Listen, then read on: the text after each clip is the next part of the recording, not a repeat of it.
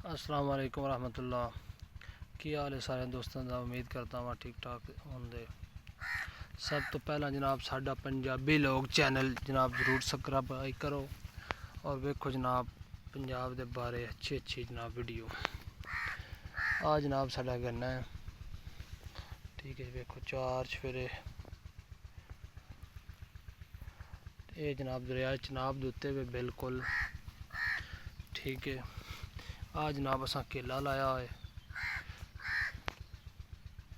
आ जनाब एक कोठा बनाया है, ठीक है। और जनाब अगे मुंजी है,